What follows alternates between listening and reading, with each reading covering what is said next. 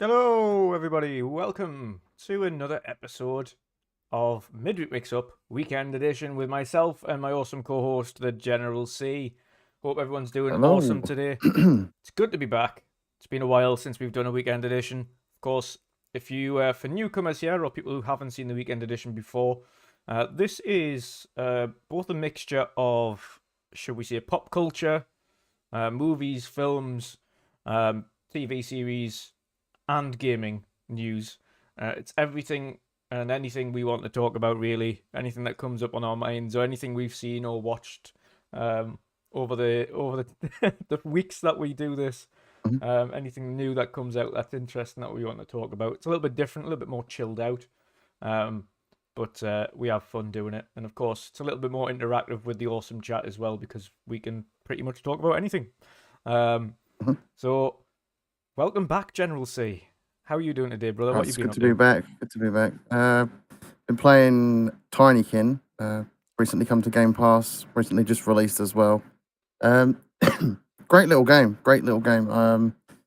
I thoroughly enjoyed my time with that. It's a bit like Pikmin. If you've ever played Pikmin on Nintendo Yes. GameCube, Love I only Pikmin. ever played the first one.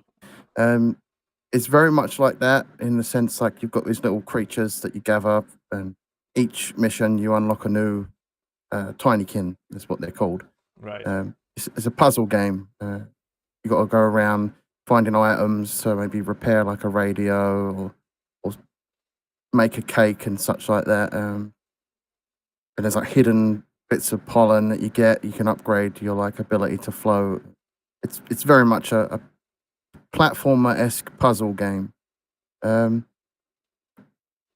Acting wise, there's not really much there. A lot of the voices of the characters are like this made up sort of noises and such like that. They're like little insect Yeah, like a looking made up creatures. language. Yeah, it's like a made up language. Although there is one part towards the end of the game where a character actually talks proper English. So that was pretty pretty odd to see when the entire game was just this made up gibberish language. Yeah. But yeah, 100% completed that this morning. Went back and collected the last remaining Tinykins I needed that I missed.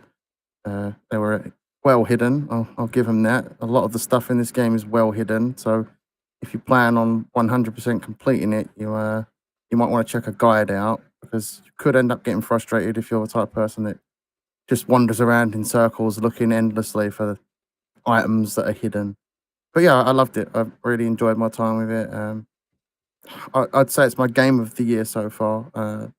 Highly likely that's gonna change, especially with High on Life coming out, and I absolutely love the look of that game. So it could change, but right now, it's there for my game of the year. Sweet. Sweet. What else have you Yeah, been up to? playing Hunt Showdown. Watched Really? You the never play that game? oh, never played that game before. Yeah, played a lot of Hunt Showdown. Been streaming a lot of Hunt Showdown.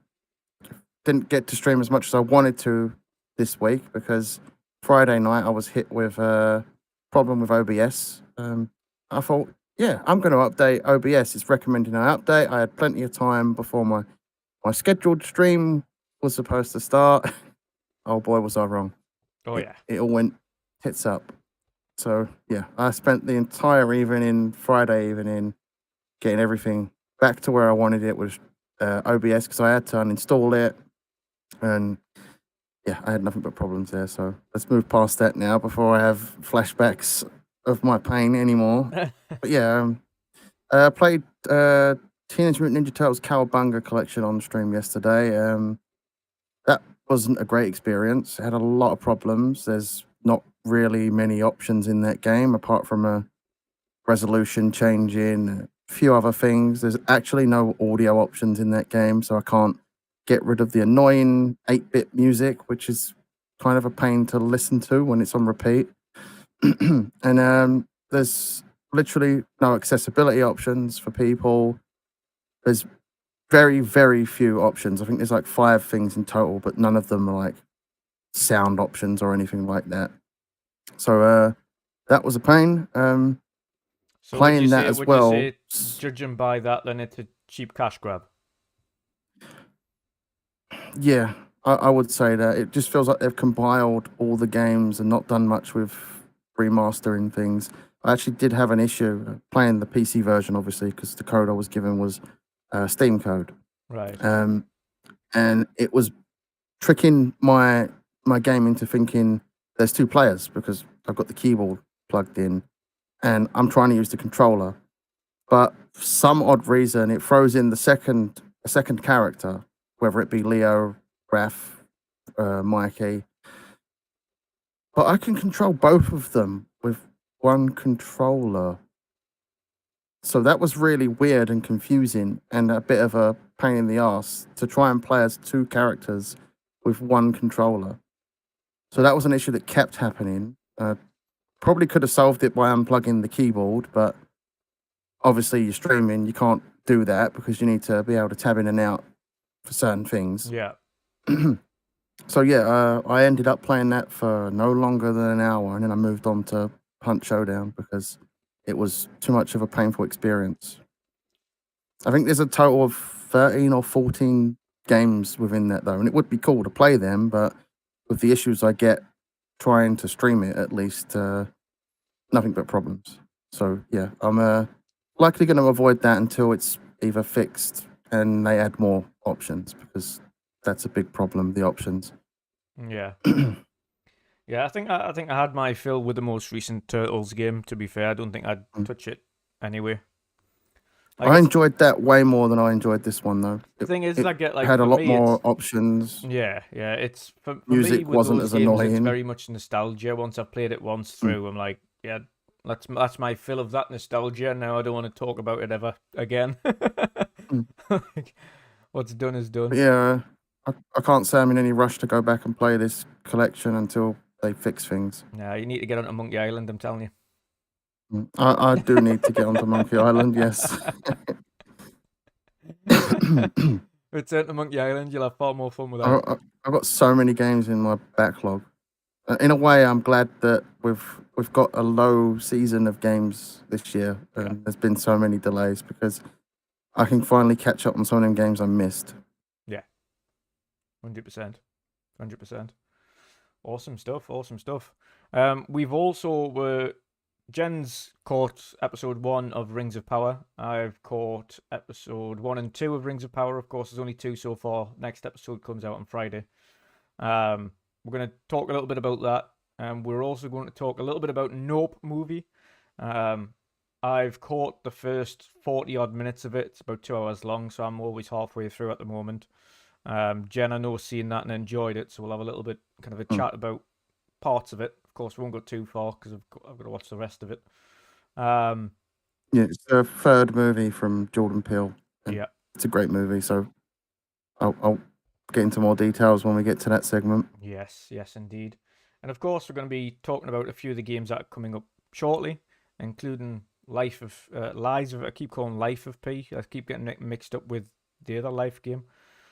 Lies of P, which of course is essentially like a Pinocchio world Bloodborne game, which is weird, but sounds very interesting and it looks very interesting. So we've got a little bit of gameplay footage as well when we speak about that.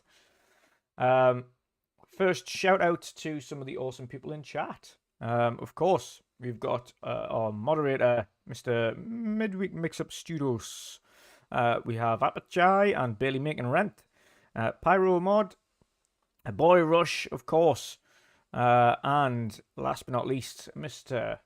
Patcher, who was my awesome partner for a game of Battlefield 2042 the other day, which I've been getting back into. Of course, it's been out a while now. When it came out, and over the first couple of months, it was terrible. It had a lot of issues, whether it be UI or UX issues, whether it be gameplay issues, map issues, weapon and vehicle balancing issues, where literally everybody would spawn vehicles permanently, and they would never have any cooldown for vehicles, so everybody was spawning in vehicles all the time. Now, where that might sound fun in certain respects, it's also obviously a pain in the arse when everybody is just driving around in vehicles and there's nobody shooting anything ever, because everyone's in tanks. But thankfully, over the last couple of weeks, we've been hearing a lot of positive things about Battlefield, and that it seems to be at the state it should have been at when it launched. So myself, Pat, and I've seen a lot of people on my timeline playing it. yeah, Dunks from Gamers Watch, Dunks has been waiting for this moment since it Paul released. and Scobie from Thistledown been playing it a lot. Yeah. Heard good things from them. Yeah. Still not interested in picking it up just yet, though. Well, I'll got get it. to it eventually. Yeah, I got it pretty cheap. I know Pat picked it up for £16, so he got it very cheap. And that's the good thing about it now. It's because it's been out quite a while and it's had such negative press previously that the prices on it are, you can find it at next to nothing essentially online when you go to search for it. So that's it's a positive. But no, it's been great so far from what I've played. Of course, you come up against people that have been on the game since the start, so they're far quicker at reacting than you. They're much quicker at the weapons at you initially, until you get in the swing of things, and then of course you're picking people off as you normally would in a first-person shooter game. And with every first-person shooter game, you're going to get those hardcore fans that have been there since the start and have are pretty used to the game now. Took me a good few matches to get into it, but yesterday both me and Pat had some pretty solid games with 30 plus kills and 20 odd kills and assists and things like that. So it was good. Isn't it playable for like 10 hours through the EA Play section of Game Pass? Might be. It might still be. I'll have to check that out later. Yeah, you can Jump on it maybe. give it a try. Maybe give it a try. But yes, it's well worth getting into now. Thankfully, it's at the correct state to play it. You're not going to get frustrated with it. It has leaderboards, it has battle passes and level up systems, and being able to change your weapon attachments and things is nice and easy now compared to what it was previously. There's plenty of choice of characters and weapons to level up with and upgrade to and things like that. So it's good. The maps are awesome. Plenty of variety of maps and locations and areas. I think the vehicles, the only vehicles that maybe is a little bit OP still, but of course it's the war zone, is the helicopters. Not so much the planes, because the planes, no one can really pilot them correctly. The helicopters are really easy because, of course, they can just stop stationary and fire weapons at people. Of course, the planes aren't. But the helicopters are a bit overkill at times. They can just hover above and just destroy tanks in milliseconds and take the mick out of people, really. But other than that, game's awesome. Yes, Fanto 2042. The game is awesome now. If you haven't wanted to pick it up, now is the good time to pick it up. Yeah, I managed to catch you and Pat playing it yesterday because Pat was streaming it. So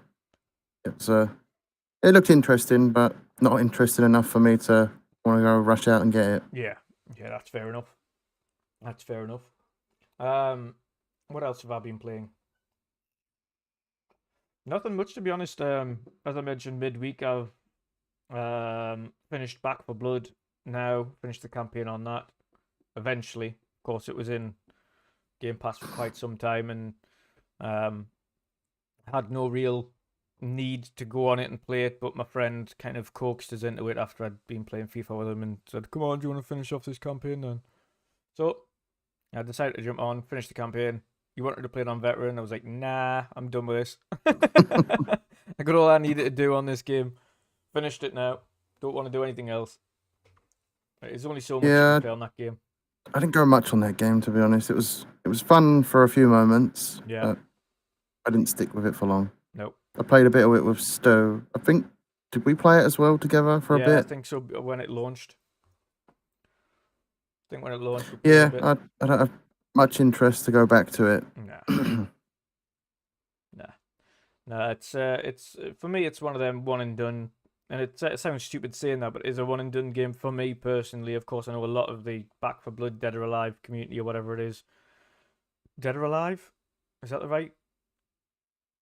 Left 4 Dead. Yes, Left 4 Dead. Sorry, Left 4 Dead. Left 4 Dead. Back for Blood community. Love playing on that game and doing new things and trying to beat it on the hardest difficulties and add all the different things on to make it hardest nails. But nah, not for me. I just once it's done, it's done. There was no real. It's just the same recycled stuff over and over again. Kill zombies, kill more zombies, kill more zombies, kill more zombies.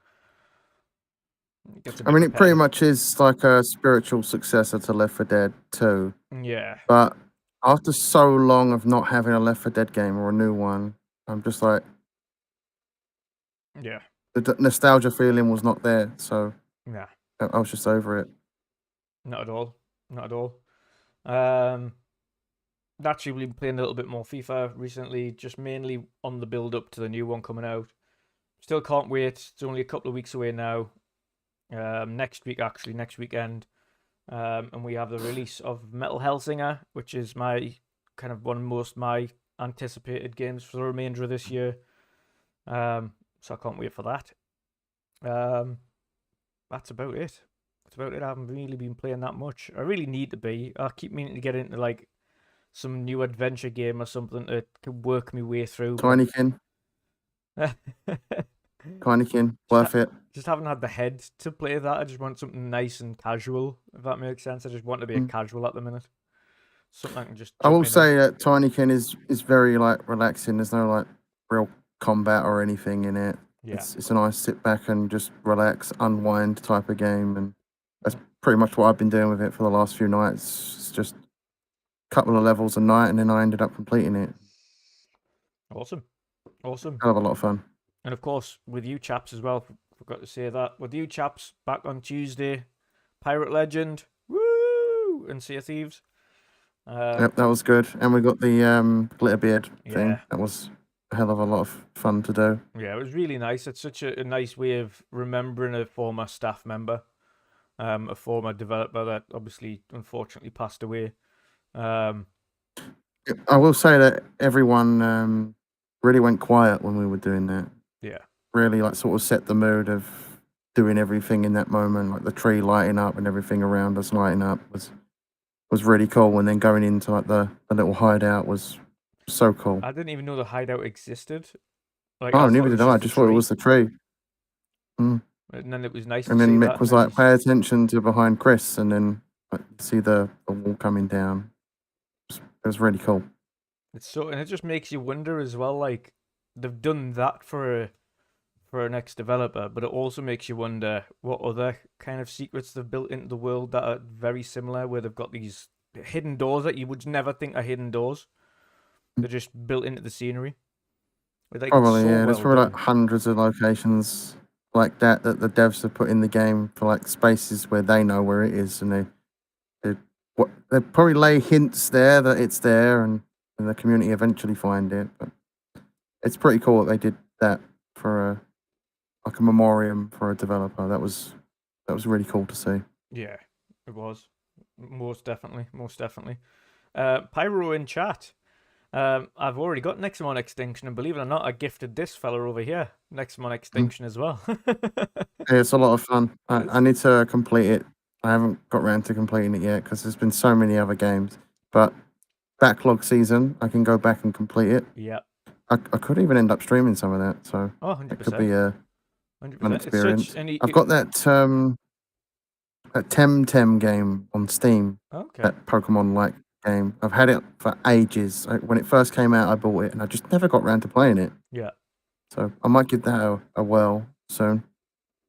It's Pyro's right though. It's a really solid Pokemon clone, but it's got its own little twist on it, and it's nice. Really graphically very beautiful. The story's awesome. The characters are cool. The monsters look awesome. The evolutions are pretty much the same style. Yeah, it's awesome so far. It's great for someone like me that really, this is the only Nintendo game that appeals to me is Pokemon. Yeah. But I don't feel the need to want to buy an entire new console just for one game. Mm-hmm. So it's perfect for me. Yeah.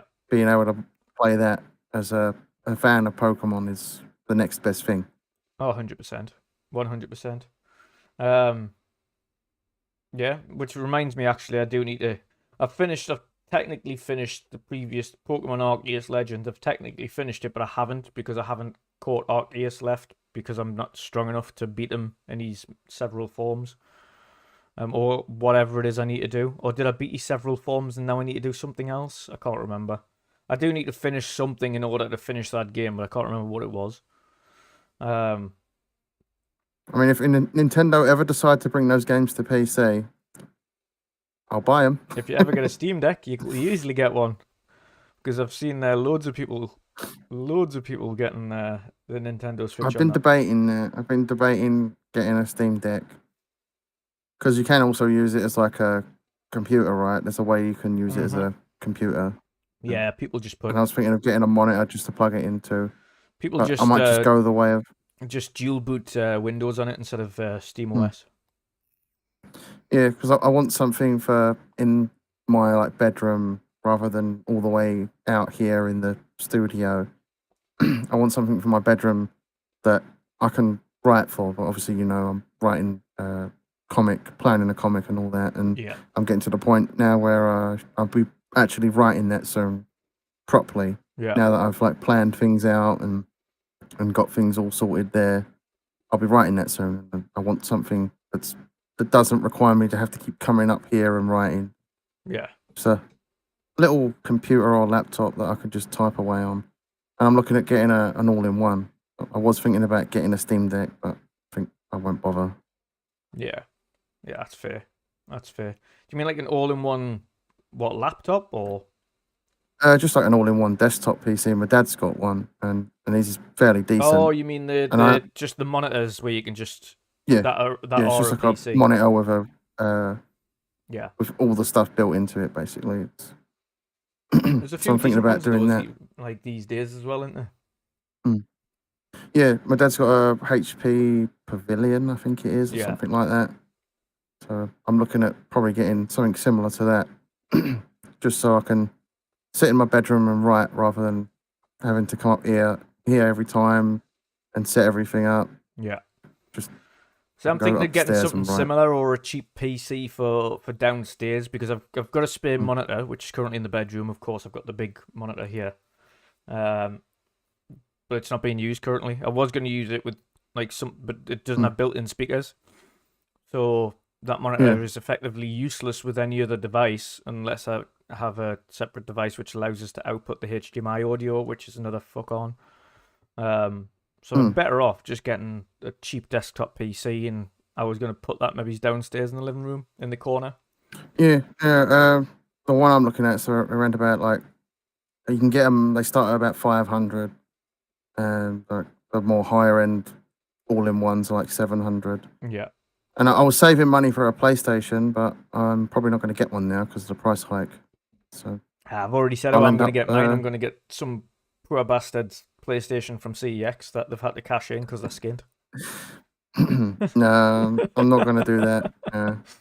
The first thing I will have to do when I get it home, regardless, is open it up and clean it because none of them will be dust free. I can guarantee it. I'll have to give any of them a good clean. I don't really feel like paying extra and having to buy a $70 or £70 game, should I say? Yeah, why was I going to say $70? I'm not even in the States. Yeah. But yeah, I don't really feel like paying that extra money and then also games on top, and then obviously a second controller. Yeah. So yeah, I'd rather take the money I've already saved for a PlayStation and put that towards an all-in-one desktop computer, and that's highly likely what I'm going to do, that or a laptop. I think the only thing that I'm really wanting to change at the minute is the Steam Deck I've got. I want to get a bigger one because I've only got the 6 key, and I want either the largest one, which would be preferable, or the it's the like one below. 30-something buttons, right? 30-something on the largest and 10-something on the middle one, and I don't know, or 10 or 12 the middle one's on the middle. 15, I think. 15, is it? 15. I have the 15 buttons. might be the best option then. I think 30 might be overkill. You can add pages to it anyway. So like on mine, I can have a second page and it's got like an arrow button, and you push the arrow button, it takes you to the next page. Yeah. So I think 15's probably the the sweet spot. 32 is probably a little bit overkill unless like you're Got planning loads on going doing on. some stuff that like Dr. Disrespect does with all Yeah. these overlays and such. You need, to be fair, I'd need before I even piss around with like loads of overlays for StreamYard and OBS and things. One thing I'd need to do is increase the RAM in the computer, which over time will get cheaper, thankfully, because of course when the newer models and newer things come out, the ones that I'm looking at, the ones that I want, will be reduced further again. The one I want specifically keeps coming into stock and going out of stock, coming into stock and going out of stock very quickly. So, yeah, I'll get round to that at some point. Just increase the RAM up to 32 gig, and then I can fuck around with additional fancy overlays and shit to put on stream. I'm probably gonna up the RAM in my my rig that's under the desk here. 'Cause I think I do need a bit stronger RAM, especially for like streaming, because I do every now and then have a hiccup with streaming. Well, at the minute, all I've got is the 16 gig 3200 megahertz, and 3200's great, but 16 gig isn't. You definitely That's need more what than that. mine is. 16 gigs of RAM Yeah. is in mine, and You just the need the streaming overhead. it's the not the overhead. best, but it does the job for now. Yeah. I will be 100% upgrading that soon. Yeah. It's more for like the demanding games, the graphically demanding games. I don't have a problem with Hunt Showdown, which is obviously my main game, but I do play other games, and Yeah. it does have a hiccup with some of those more crispy looking games, should I say. Well, 100%. And like I say, it's just the overhead as well. Like, specifically when you're streaming, as people are aware, first of all, you're transmitting the image from whatever you're doing, whether it be desktop or console, onto the computer. Then, of course, you've got to transmit that image via data onto OBS, and then you've got to depend on the resolution you want to transmit through. Obviously, it's going to decode that image. And then, secondly, if you're talking about cameras, then you've got the camera quality to think about.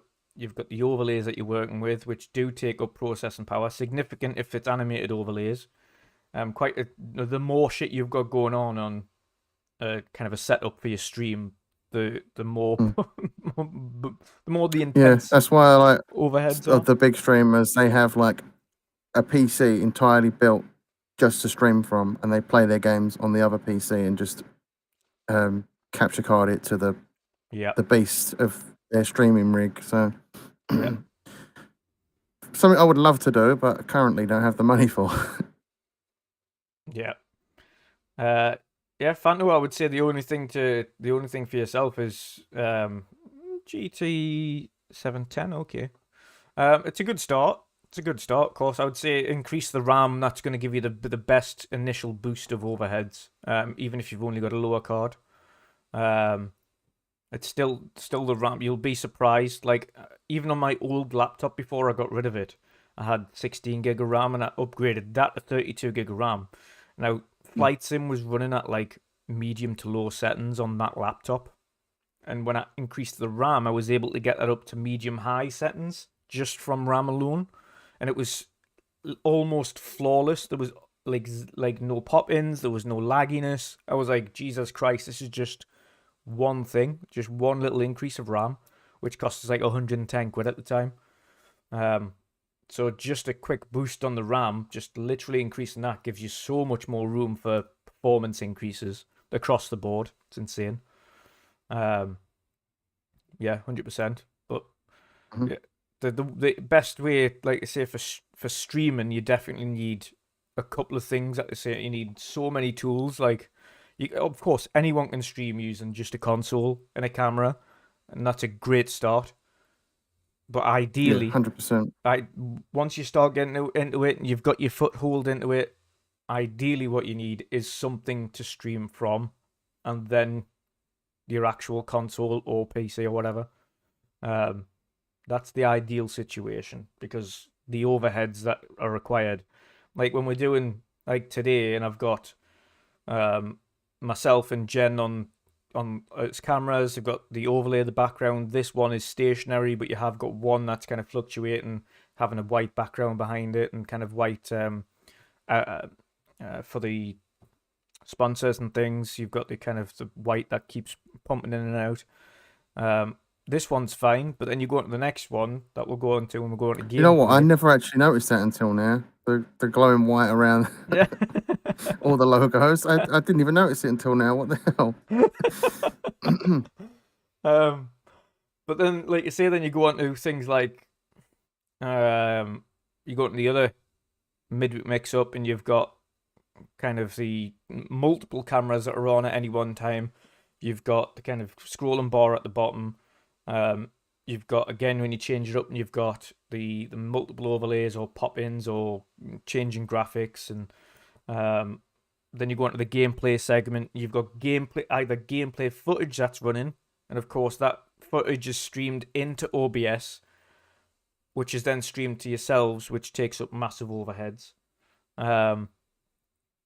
It's insane. And of course, that footage for me is usually 4K, because I'd much rather have 4K footage, which is then downscaled and output to yourselves at 2K, than 1080p footage, which is upscaled, looks a little bit blurry, but is in 2K. I'd much rather the higher end stuff on there. So it takes up it's loads of layered processors, and it's like, for instance, just on this screen that you see in front of us alone, I've got 1, 2, 3, 4, 5, 6, 7, 8, 9, 10, 11, actually, 10, 11, 12, 13, 16, 17, 18, 20 processors going on for this one simple screen that you see right in front of you right now. 20 for one screen, and this isn't even a complex screen. This is just a lovely stationary overlay. There's a lot goes on to these things, a lot, and some of the more complex streams have a lot more going on to them, even more so. So, and of course, and I want to get to the point of doing more complex stuff, so I definitely need that extra RAM. So yeah, and that's what we want to do. We want to specifically like gameplay stuff. I'd love to have those because if you see them with the gameplay streams where they can easily kind of use the Stream Deck to switch into a different camera position, so then it automatically zooms into the camera when something kicks off, and you see the reactions a little bit closer, and it adds to the funniness of it. And then of course they can just switch back quickly to the that's gameplay. one thing I added to my OBS is like a button press where I switch over to like a closer camera when people do those spamming me with sounds. So like I just switch over to that camera close. I've got to re-add that though, because I totally forgot to add that after my vast amount of issues with OBS the other day.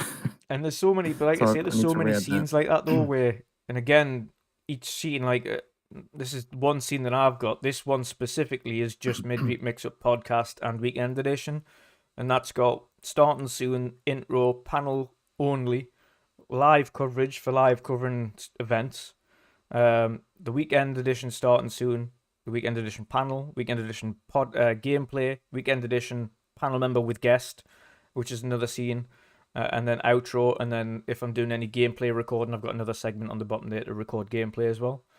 And that's just this particular scene, this one scene selection with all them different varied sections there. Yeah, and the good thing about the Stream Deck is every one of them buttons you can like connect to OBS and like transition, and obviously you set your fades in OBS and such, and it's like a seamless transition.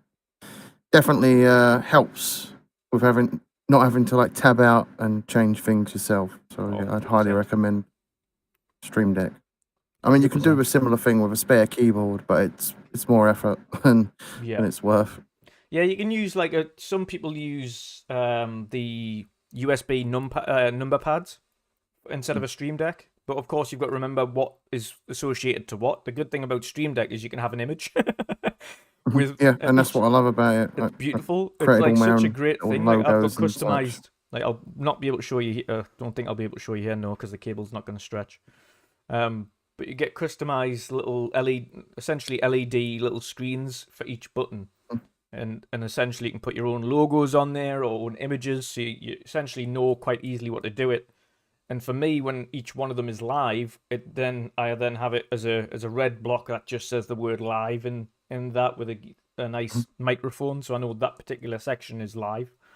Yeah, I've got a similar thing. Mine's I've got like a live main screen button, which is where I obviously play the game and all that I'm playing, and then I've got like a chat screen now, which I can transition to between rounds of games and such.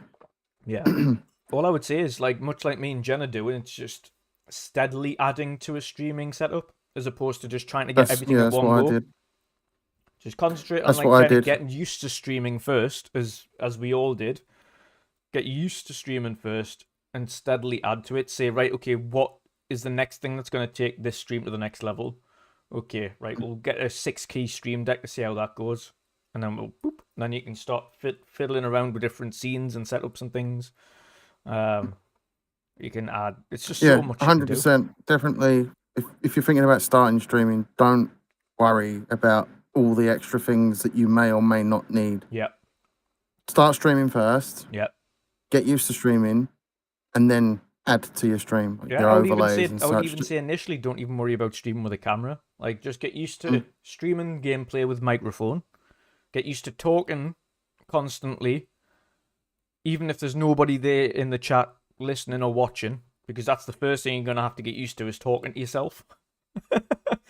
Literally, the number one thing about streaming is getting used to talking to fucking nobody. Once you got used to talking to nobody, when people come into chat, it's easy to have conversations and then just bounce off the audience. It's weird talking to nobody. Yeah, it's nothing worse than those first few streams. Once you get past those first few streams, everything becomes a lot more comfortable. I probably, if I was to go back, and I unfortunately don't have my older streams available from when I first started streaming. Because I never had the VOD switched on. Yeah. I do now, and I highlight a lot of my my Hunt Showdown VODs. I highlight a lot of them. Yeah. Worst thing to do though is go back and watch your content. Don't do that, because you'll probably think my streams are shit. We've all been there. Yeah. We've all looked at our old content, and we've all probably thought, I don't like my content. That is the worst thing you can do, because everyone is their own worst critic. I had this conversation with a friend on Discord the other day. He streams on Twitch. He said he doesn't like his streams. He goes back and watches his content. I said, that's the worst thing you can do, is watch your own content. It's different, like, obviously, when you're like a video editor, because you have to watch it constantly to make sure things are correct. But streaming, it's a different story. And even as a video editor, I still go back and look at my videos and go, I could have wrote that script so much better now. Yeah. And then that kind of like pisses me off. And I assume it's like that for everyone that makes content. The whether only it be thing I video go back and creation look or at previous streams. streams for personally is to see how the overlay looks.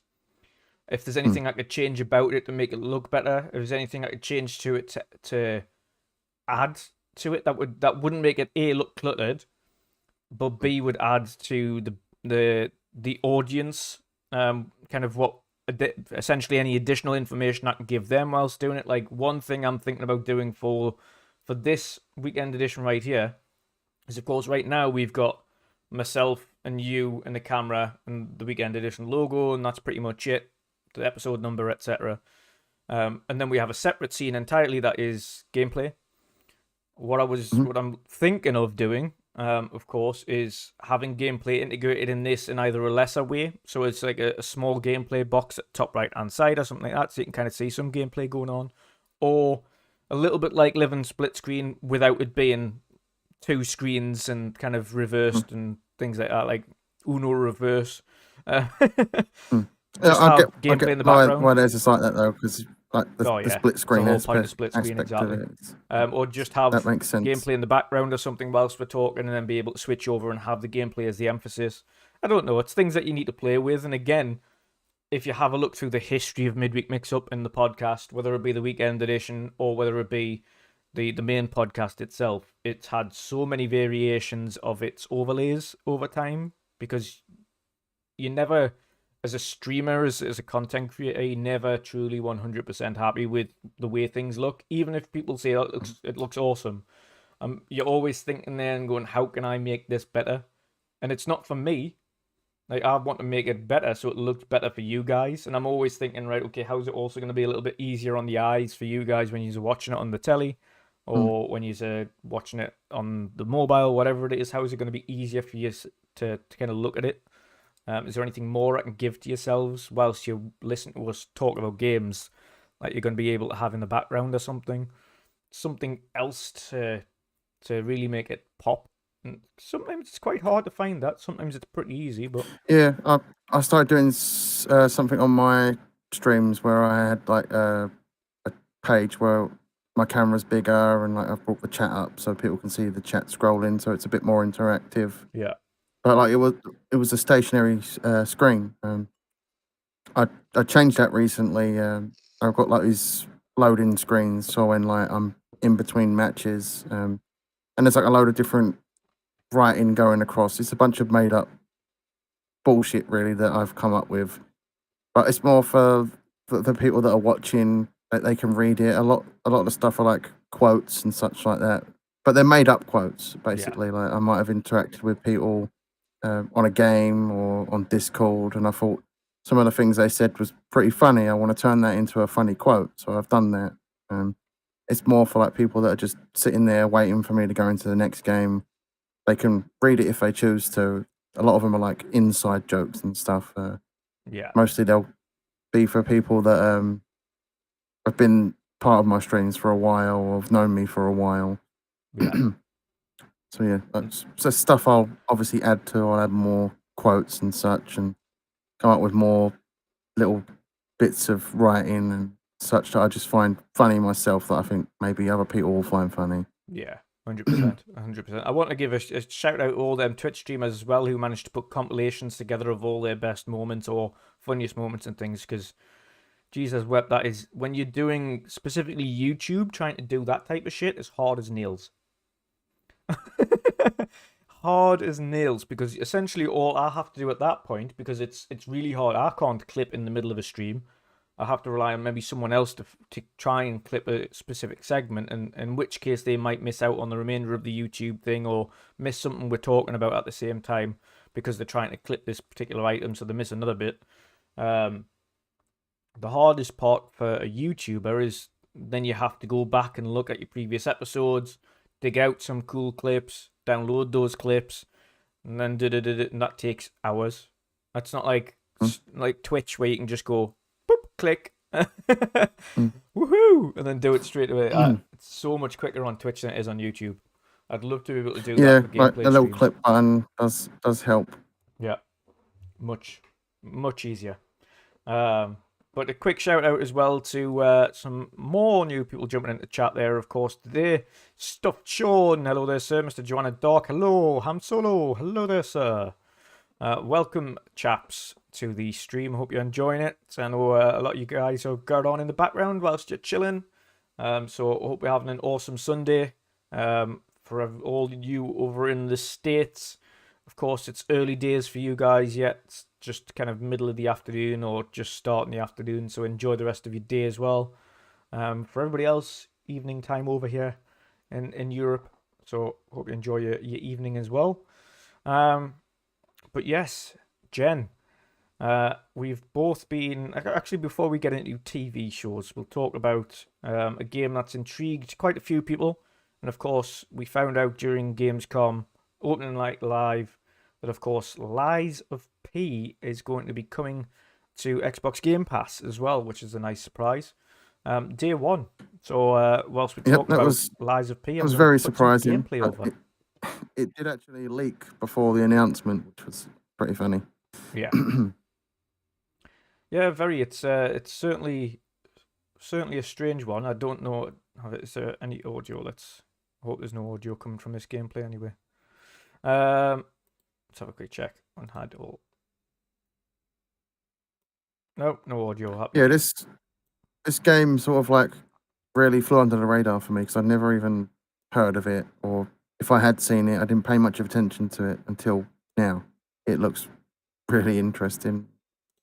It's obviously a Souls-like game. I don't play too many of those, but I'm going to definitely try this because it looks very interesting, especially then taking the story of Pinocchio and twisting it into whatever this abomination of creatures is. Like, some of the creatures in this look crazy. Yeah. is strange. Yeah, the one thing it's kind of weird for me specifically about it was the fact that it's based around Pinocchio. I Mm. found that's to be like a really strange route to go down. Like, did you expect it to be based around Pinocchio when you heard Lies of P? Nope, nope, not at all. Honestly, I wouldn't even like if this had come out and I'd played it, I wouldn't have even made the connection, obviously, until certain characters show up Yeah, that resemble characters from the movie and the story of Pinocchio. Can't really say I'm a massive fan of the Pinocchio movie.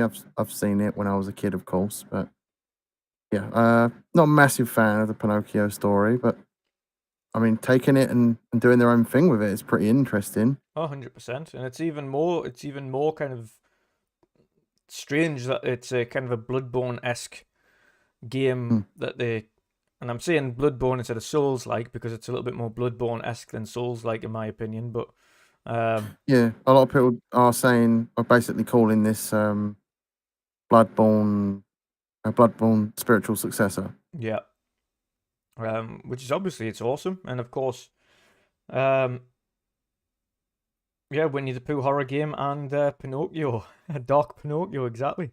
It's certainly very intriguing, and the fact that Microsoft have managed to get such a game that's kind of so highly anticipated as Lies of P straight into Game Passes, of course, kudos to We're them. getting It's a Winnie massive. the Pooh horror game. What? We are, yeah, pretty Are weird.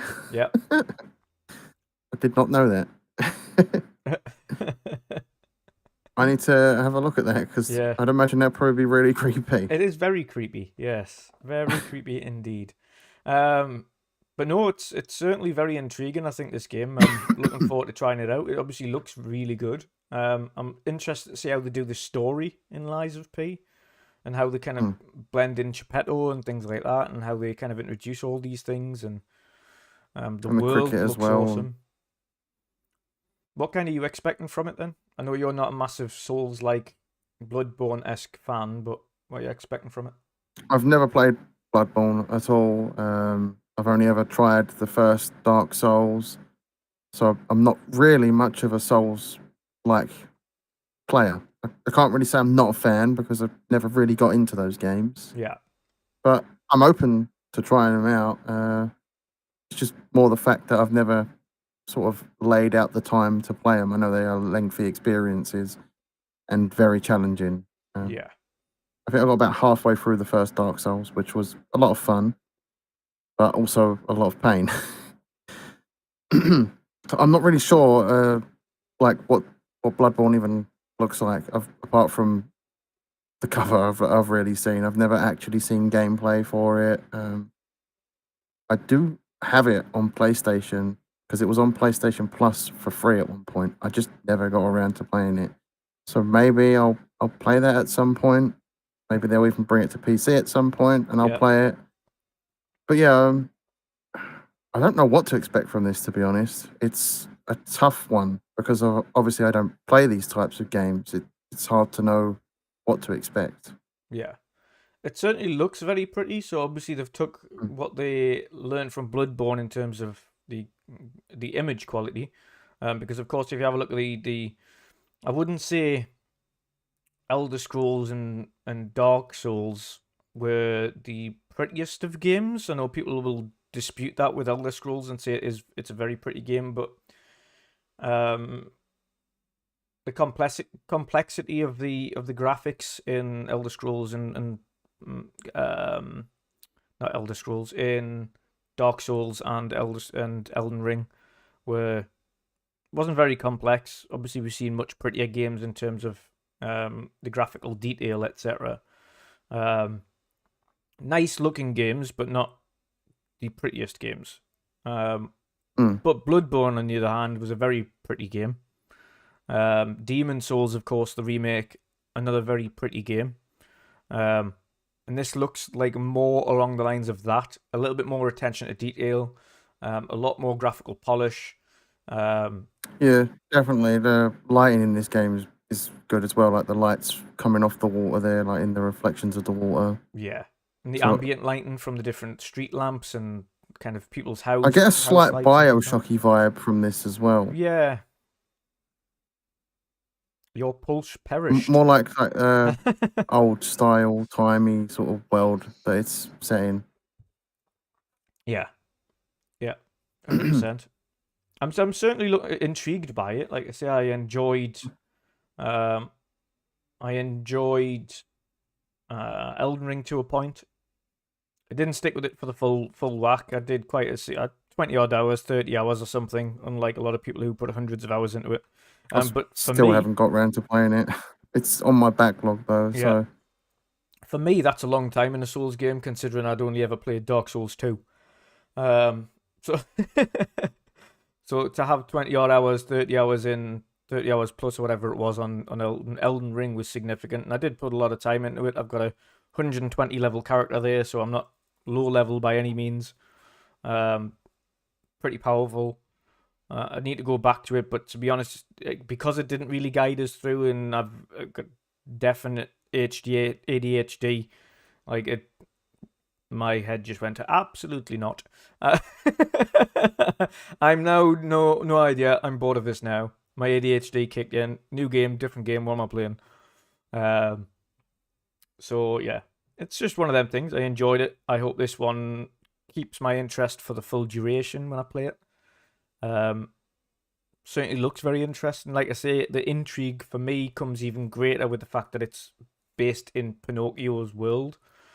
So I'm looking forward to it. Definitely looking forward to it. It'd be interesting to see how much they take inspiration wise from Pinocchio, other than some of the characters. Like, is it going to be very much that story, or are they just taking small elements of that story and doing their own things with it? It's a good point. It's a good point indeed. I don't know whether or not Geppetto is going to be a good guy or a bad guy in their version of this world. I don't know. We'll have to find out. I think he could be a bad guy, considering he's the one that built Pinocchio. Yeah. And it seems like a lot of these creatures are probably going to be built by him too. Yeah. Maybe there are mistakes he's made or something like that, and he is a good guy. But who knows? It seems like there's going to be a lot of layers to characters in this game. Oh, yeah. 100%. 100%. Oh, If hey. Franto said if Tim Burton did Pinocchio. Yeah, I know. But what else? The running animation feels a little bit like wading through invisible molasses. To be fair, the vast majority of Dark Souls and Elder Scrolls, I keep saying that, Elden Ring and all those, the running animations always seem that way to me, and the characters never feel like they're truly running. They always feel like they're kind of just having a light jog. Like floaty, they feel very floaty. And it's the same in all of them, to be fair. It's more based on how quickly you can dodge and roll than how quickly can you run. But never mind. It's certainly going to be very interesting. It's a big get for Game Pass day one. Huge get for them day one. Yeah, and that's a big part of it as well. Personally, I probably wouldn't go near these types of games that very often. But it's coming to Game Pass. I've got no excuse to not try it. I'm a Game Pass subscriber. I'd be an idiot not to try it. Yeah. Exactly. You never know, because a lot of people might be like, "Oh no, it's not for me." And that's the one thing I hate about certain modern gamers is the people who say it's not for me without ever having tried it. You might try it and find it is for you. The look of it might not be for you, but when you start playing it, you might actually find it's very cool. Or I was very much one of those gamers. I really only stuck to first-person shooters, but I got Game Pass. Yeah. And that really opened my eyes to a lot of great genres of games out there. A lot of great indie games that are out there as well. And I've been playing a hell of a lot of indie games lately because they're in Game Pass. I get to try them out, and if there's something I like there, I stick with it, like I did with Tinykin. I stuck with it through to 100% completion. There's some games, obviously, that I've played in there that I didn't go much on, and I put down straight away, and that's the whole point of Game Pass. Yeah. I otherwise wouldn't have touched those games at all if they were not in Game Pass. Yeah, 100%. Well, my best mate's exactly the same. Well, to be fair, he still doesn't really play that many different games. But my best mate's exactly the same. He won't play games that are not his thing. Like, we'll just break out the mold. Just try new games, because you never know. You just never know what game you can just download, because essentially every other week, what myself and a lot of my friends do now is just, okay, what's coming out? Download a bunch of new games, try them, try the first hour or so. If it's not for you, fine, uninstall it. If you find one that is for you, awesome. Great.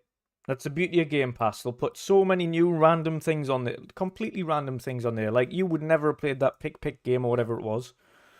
Yeah, I mean, I've seen a lot of people lately take screenshots from like percentages of like people getting achievements in Xbox Game Pass games and the percentage of people playing PlayStation games. And what some of these people don't seem to understand is the player base is going to be more oversaturated in a game that's in Game Pass, because a lot of people are dipping their toes into that game to try it out. Yeah. Most of those people probably are going to try it, move on to something else very quick. Yeah. And that's going to obviously expand the percentages of people that have played the game, making the achievement percentages smaller. Yeah. It's not hard to work that out. More people are going to try something if it's in Game Pass. Exactly. And to be fair, there's a lot of games these days as well that don't, like, I've played several games that have next to no achievements even upon completion. Like, the vast majority of their achievements are based on things that are completely unrelated to completing the game. So it gives no real indication of who's done it. I've played several games that don't have a completion achievement. They don't have like a final level achievement, so you would never know. But I've completed it. Like, you'd never looking at It Takes Two, for instance. That doesn't have a completion achievement.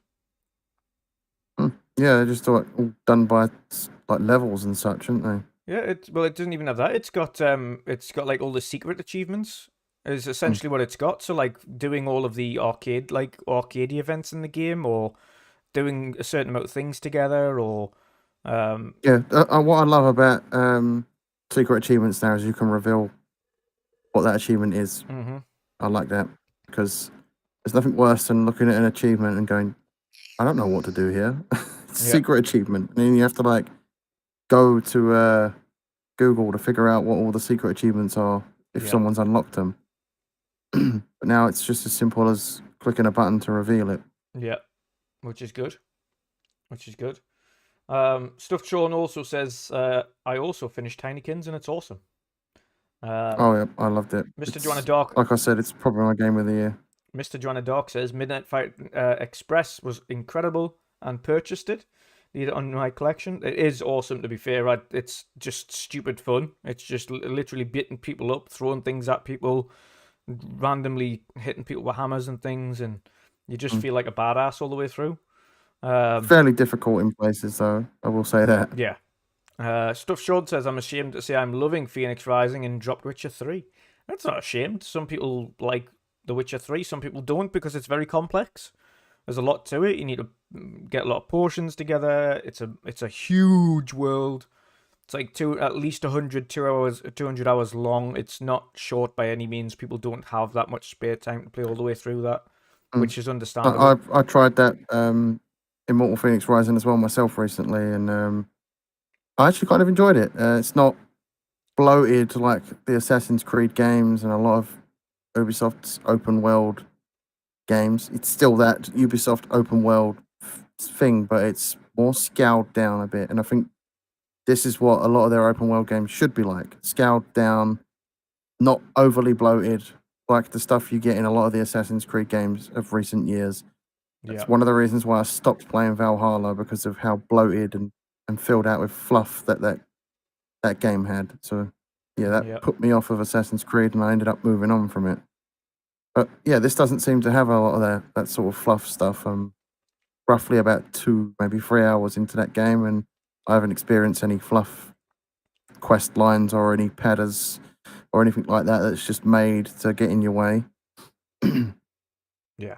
Yeah, I've been enjoying that.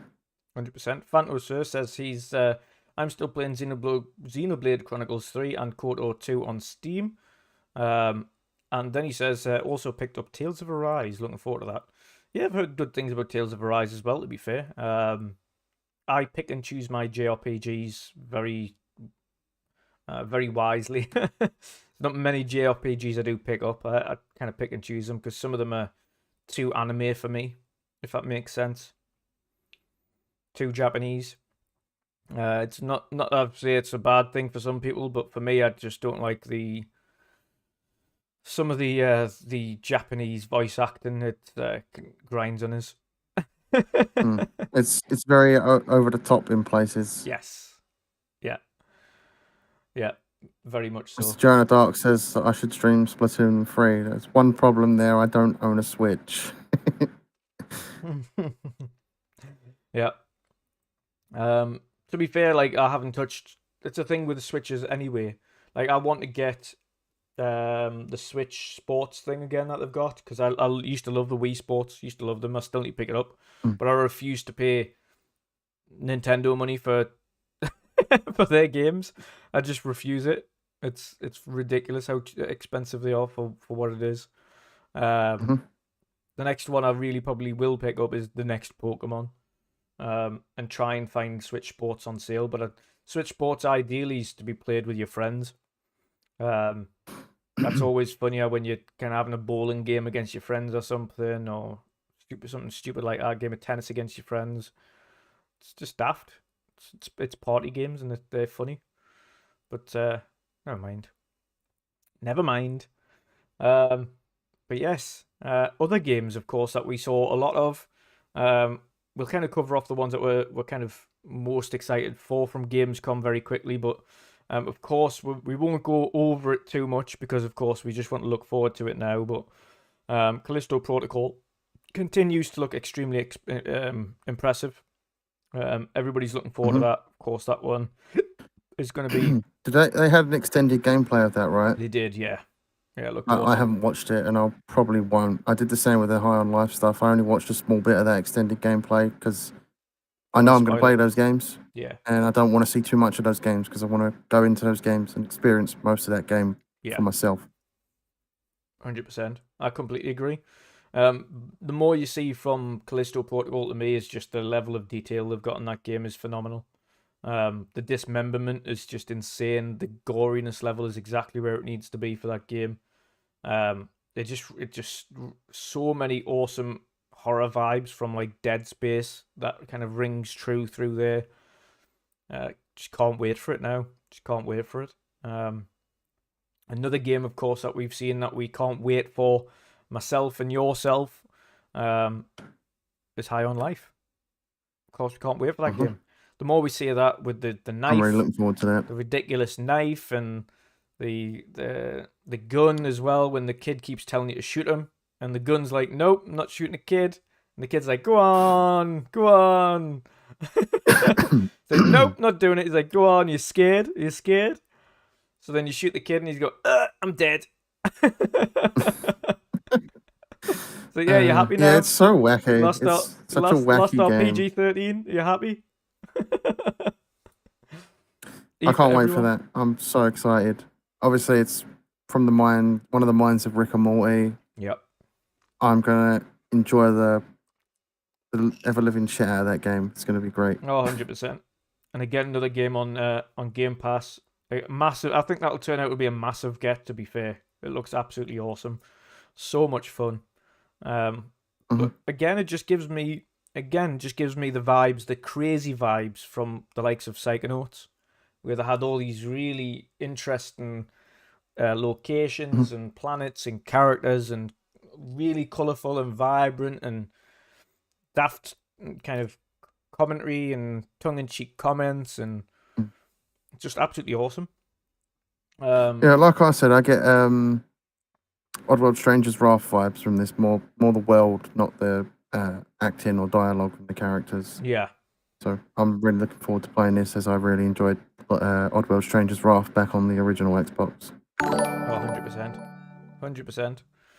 Quick shout out to Mr. John Dark. Thank you for the $4.99 super chat there.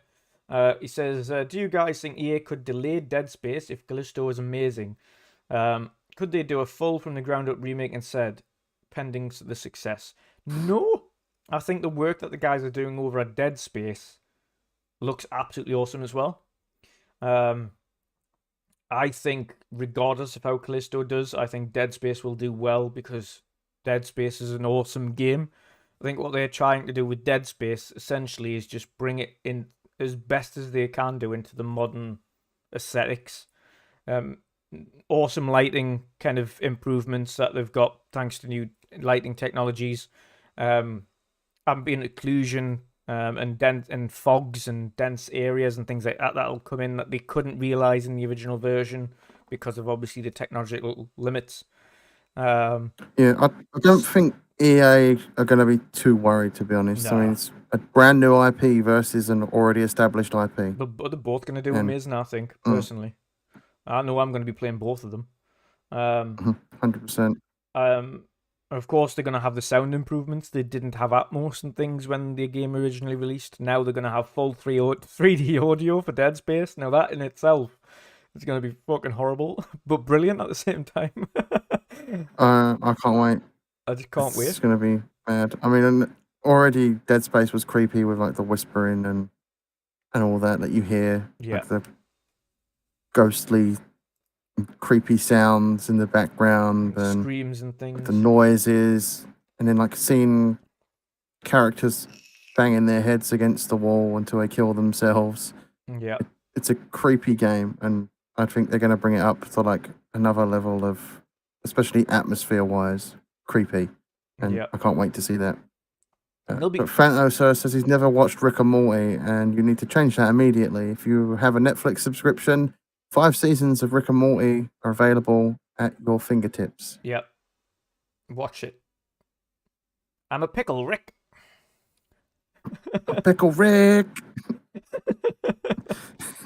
But yeah, I think it's going to be an awesome world where both Callisto Protocol universe and Dead Space universe are in the same gaming space. I think that's only going to improve them both.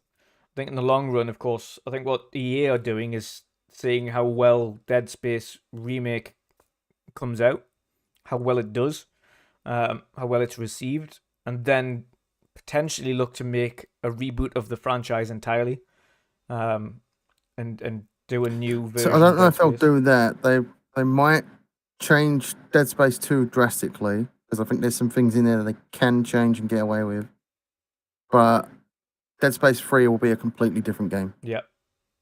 That's what I meant with a reboot. I think like start the franchise again, like test the waters with how good they can do Dead Space remake, like the original one. Test the waters, see how well that's received, and then go, right, okay, now we know what we're doing, we know what we need. Let's go for it with the reboot the franchise and get it to where it deserves, because it's an And awesome leave franchise. co-op out of it, Yeah. because co-op tends to ruin horror games. It does. You don't need co-op in a horror game. I can understand when you're doing things like Phasmophobia and things, because that's a different thing entirely. That's intentional multiplayer ghost hunting. That makes sense, but not when you're both exploring co-op horror shit. can be done, but no company has tried to do it the right way yet. No. If you're going to do a co-op horror game, you really need to do push elements in that game that force you to split up. Like Gears of War does. Yeah. Like Gears of War does, where it forces the character. You're in certain sections, you can do puzzles and things together, and then it says, right, okay, for the next bit, we're going to need you to go over to the engine room, and you need to fix this, and I need to go over to the loading bay and sort this, and you've both got different angles, different parts of the story you need to do. Different I mean, they could even do things like the sheer amount of enemies, push you and your co-op partner apart until you can regroup, and you've both not got enough ammunition or weapons to deal with them. Yeah. So you have to retreat, and then you have to find an alternate path to find each other again. That's the way I think co-op horror games should be done, where the game is constantly forcing you apart, so you're not safe, so you're not always feeling confident that your teammates got your back. Yeah. Those elements need to exist to tear you and your teammate apart. So that fear element really comes back into it. Yeah, and you need to have, so when you're standing together, for instance, there's certain sections on the original Dead Space where like you'll be walking along and then all of a sudden one of them comes out of the roof and attacks you. If you're doing that as a multiplayer and the guy your teammate's like 5 steps behind, he's not going to be scared, but you might scream. But then it kind of he's laughing his head off and then kind of takes out the atmosphere. Whereas if you're both separated, you're shit scared because you're alone. You're in another area entirely. You're alone, and you both get different sections that are equally as scary as shit. You're both silent. You're both just trying to get by. You both get jump scared by different random things. It just adds to the environment. So I think if they need to do co-op, it's going to be in a section where you meet up from time to time and you do these puzzles together and it advances the story. But the vast majority of the scary sections are essentially we'll have to split up in order to get these things fixed or find out what's going on. Which then, I think it can be done. That also increases replayability because then you can be player 2 going into it next time and you're going through the entirely different angle of it. You're going through another section. Like the encounters, especially with like whatever you're dealing with, say it's a zombie game, the encounters are sort of randomly generated to a degree. Yeah. And there's just so many like zombies on screen, for instance, that it forces you to separate, and there's no real way to deal with them because there's so many of them. Yeah. So that's what we can hope for from that.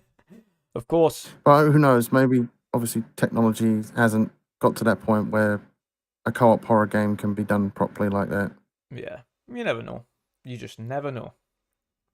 Last one I want to touch on before we move on to TV and movies for this week is, of course, Metal Hellsinger, which comes out next week. I think it's 9th or 16th. I can't remember. Might be 9th, might be 16th. But it is next week. I can't wait for it.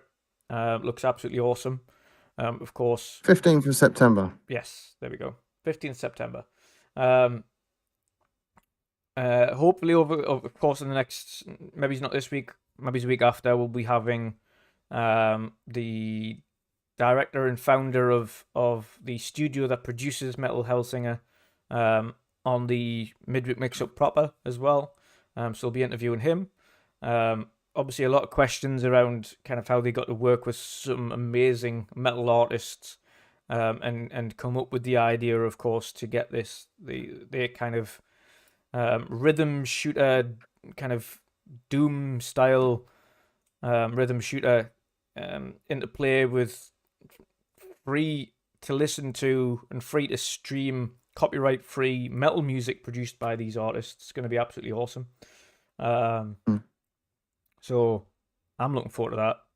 Love the demo. If you haven't played the demo already, it should still be on the marketplace for you to download. If you please, I really enjoyed the demo. Yeah. I'm likely going to pick this up day one. Yeah, it's only £30 odd. So I think it's like $35 or something. Well worth the price of entry. If you haven't played the demo, go and download Metal Hellsinger demo now on the marketplace. You'll enjoy it. It's high score based. Essentially, the more you shoot and the more you kill to the beat, on time with the beat, the higher your score goes up, the higher your multiplayers go up. You just try to improve on it. As soon as you get into the swing of things as well, essentially, when you're matching that beat continuously, the best thing about it is that you get the vocals. So when you're on time and you're on the beat, then the vocals kick in, and when you start to lose that beat and you lose the pattern, the vocals start to kind of get muffled a bit. You're like, no, I want the vocals, because the vocals to the tracks are so awesome. So you just try to keep even better. I'm looking forward to that. It's going to be I think it's going to be a very competitive like game. Oh, it is. Even people trying to top each other's leaderboard scores. The high score leaderboards, 100%. I can see, like, in the fact I'm pretty sure we're going to be battling for higher scores, me and you. Yeah, even on the demo, you can see the high score leaderboards. I'm like, yeah, that was a good run. Yeah, I can't wait. I'm looking forward to that. Can't go wrong with some heavy metal. No, definitely not. Let's switch over. We are going to challenge you guys. I'll challenge you to a duel. We'll switch back over to our regular programming here, away from the gameplay for a second, because we're going to be talking about one film that I'm halfway through, but at least we can talk about the premise and kind of what I've seen of it so far. And also a TV series that is just came out as well. And that, of course, is Rings of Power, Lord of the Rings series on Amazon, which is just came out as well this last week. It has 2 episodes so far. The next one, of course, is on Friday. General C has seen the first episode. I have seen both of them back to back. So we'll have a quick chat about that first and foremost. Rings of Power, for me, I wasn't expecting too much of it going into it. Loved the original Lord of the Rings trilogy. Didn't like the Hobbit trilogy. I thought they lost a little bit of what made Lord of the Rings so mystical and magical in the Lord of the Rings original trilogy. In The Hobbit, I thought The Hobbit was more like a blockbuster movie, like loads of fanciful things going on. That they kind of lost a little bit of the footing of the original trilogy, and it wasn't as mystic as it was. But I think they've recaptured quite a bit of that in this series so far. First of all, the aesthetics, the graphics, the world that they've put in, of course, CG world, because let's face it, there isn't, none of these places exist. The CG world that they've created for these lands and Middle Earth and the Elven worlds and everything in between looks absolutely awesome. Really spectacular to look at. The acting's good, which is a pleasant surprise. There aren't any annoying characters so far. Lenny Henry, of all people, did a good job with his character, who we can assume is a Hobbit so far. They don't reference themselves as Hobbit. Yeah, they have to be. They don't reference themselves. They have to be like early Hobbit settlers before they're known as hobbits. Yeah, that's what I took that as, at least. Yeah. And I like the build up to the story as well, and where kind of how the story's slowly building up. So of course, in the first episode, which you'll have seen, you'll have also caught a glimpse of Sauron's broken sword from the war that they fought against him. Of course, no one knows whether or not he's alive or dead. They just can't find him. They don't know where he's gone. He has a section, Harfoots, there we go. Thanks, Fanto. So they have a section of that broken sword. They suspect Sauron's gone somewhere. They're trying to find him. I just want to say that the moment you see Sauron there, the camera angle and everything, it was perfect seeing that. And being someone that's personally not a huge fan of Lord of the Rings, I was more of a Star Wars kid growing up, so Star Wars encapsulated me more than Lord of the Rings. Yeah, I really, really loved that. It was something special, that scene. It brought back a vibe of the early Lord of the Rings movies. Yes, and that's it. The early Lord of the Rings movies they weren't matched with The Hobbit. The Hobbit trilogy, I think, was a letdown in comparison. It didn't capture the same vibes or emotions. I've only seen the first Hobbit movie. I haven't bothered with the other ones. Yeah, it just got, like, the first one was okay, but the next 2 in the trilogy, forgettable. But the original Lord of the Rings trilogy, you had so many awesome stories, but then again, you had so many awesome actors.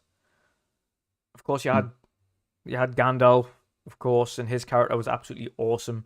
You had the Orlando Bloom as the elf. You had, I've forgotten all of the different major characters that they had in that film. Was insane across the board. Viggo Mortensen, who plays Aragorn, he was great. Yeah. He's in another really good film where he does a whole lot of great acting in the movie, The Road. It's a post-apocalyptic movie, but it's so good. Yeah. And it's just so well done, like from start to finish, with all the characters and all the different stories, and it's very interesting. But this feels like, of course, without those main characters, and all of these actors, bar Lenny Henry, I've never seen before. Of course, people who are watching this might know some of the characters that are playing some of these guys, but it's refreshing for me to watch something for a change that has actors that I've never seen before outside of Lenny Henry, that are doing justice to the role that they're given. Mm. I don't feel like any of them are overacting or underacting. I think they're doing a really good job of their roles. Like the elf soldier that goes into the pub. I don't know his name. I've forgotten it already. But the elf soldier that goes. Oh yeah, he was great. He's I'm really good very acting. interested to see more of that character. He did a great job. Yeah. There's like a story there with him and the girl at the well. Yeah. I don't want to spoil much, but I think there's something you see later in the episode. He goes to her house. You're probably going to know what I'm talking about, but I don't want to say it, obviously, for people that haven't seen it, that are interested in that. Yeah. But I expect it to have ties there. That's as far as I'll go with that. Yeah. And of course, with this particular series as well, this is, of course, set before the Lord of the Rings. It's set before the return of the return of Sauron. This is, for me, I like the fact that it's building up the story to the Lord of the Rings. It is starting that cycle as to how they got to the singular ring of power being there, because this, of course, is rings of power, which, and anybody who knows the original Lord of the Rings knows there was several rings of power, and that's how you got the wraiths. Because, of course, they were kings that were once in power that had went far too far over to the dark side, essentially, and just wanted that power too much. They just fell far over the dark side. Aaron, dear, thank That's you. the thing with power. You only want more of it when you get it. Exactly. And I'm intrigued to see how that story pans out. We don't see, there isn't much action in the first, of course, in the opening scenes. You see a little bit of like the historic war. It's kind of this is what happened. This is how we've got to where we are now. But it's essentially, there are no orcs, or at least they haven't seen them for hundreds of years. They don't know where they've gone. Of course, they didn't all die in the battle, so they're quite confused as to how they've all vanished. But they're just glad they have. Yeah, the main character, one of the main characters, the elf girl. I have no idea how to pronounce her name or say her name. Yeah. But she's like on the sort of hunt for Sauron in the opening moments of the episode. Yes. And that storyline is very interesting because she can't let go of that past. She wants to find Sauron if he's still alive, which we obviously know he is. And they seem to be the only race as well that are on edge still, because they don't truly think that it's over. They think something's going on. She, outside of, and when you get into episode 2 and the dwarves come into it, the dwarves who also think there's something happening, but they don't know whether or not the elves know. They know that there's something happening. Everyone's kind of tense. Whereas the humans, they essentially think, oh, just let it rest. Like, it's done. There's nothing happening anymore. Like, I don't know why is they're all so on edge all the time. Like, just we'll live. They kind of have this distrust to the elves and things now because they think they're just like trying to be overprotective. So it's a very interesting story, and I'm liking where it's going. To be honest, I didn't think I'd enjoy it as much, but I like how they're building the story. I like how they're building the story. I was kind of not really all that bothered to watch it, but you said you was watching it, and I thought I'll watch it as well, so that at least we can have a bit of a discussion about it. But I ended up being really surprised by what I had seen in that episode, so I will likely continue the episode after I've watched continue with the episodes after I've watched episode 2. Yeah. Maybe the show will lose me there, but I don't expect that with how much I enjoyed the first episode. Yeah. Yeah. It's awesome, to be honest. See, Fanto's a big Lord of the Rings geek, as you can see there, but there's no harm in that. He says, the humans we see are so far are descendants of the evil evil men who sided with the dark powers. The Numenorians are Aragorn's descendants. Okay, it's good to know. But this, it's just so many. I have no idea of lore of Lord of the Rings, so I think Fanto's got you covered. I wouldn't know where to begin with it. I just think I was like, obviously this is Amazon money we're talking about here though, so Amazon have quite clearly thrown a lot of money at this, and it looks, it's their biggest ever show. Yeah, basically. 25 million in 24 hours. Insane. I expect they're going to pump a hell of a lot more money into this, and maybe spin off and do other stuff with it. Yeah, they obviously have the rights to use the license, so. And to be fair, what happens with that. So far they're doing the Lord of the Rings universe justice, from what I can see. It certainly looks the part. It looks fantastic. Even the small battle sections we've seen in episode 2, you see a small fight because one orc just pops out of nowhere. But again, they're not in armies in this. They kind of start to reveal themselves very slowly and start to come up from nowhere. And they're kind of trying to figure out what the hell is going on and why and where they're coming from and so on and so forth. It's very interesting. But they're certainly doing the acting's on point. I haven't seen any poor performances on the acting side. The music is tremendous. The audio visual for this is absolutely spot on. The intro sequence, I like the intro sequence as well, like the whole setting up of the sort of, the title screen basically that they show. That was pretty cool. And I like, again, much like they did in Lord of the Rings, the original film, I like how when they go from one area of the map to the one area of the world to another, they kind of do that on the dotted map section, and it kind of shows you which section of the map they're going to next. And where they fade into like where that scene is. I like that as well. That was a good sequence of like things to see with them using the map and actual footage from the show and fading them in and out was pretty cool. I will say though, I do think the show feels and looks a little too clean. That's my only issue with it. Everything else I've really enjoyed. I feel like they could have put some sort of filter over it to make the show look a little bit more dirty for what like the setting and all that is. It just feels a little bit too cinema clean. Yeah. Nowadays, especially like with the likes of, as much as I love those Marvel movies, they're very clean, crisp movies. Yeah, I know what you mean. I think that's again with modern filmography. A lot of them can just want to make it look spectacular and not think about certain aspects of the aesthetics of it.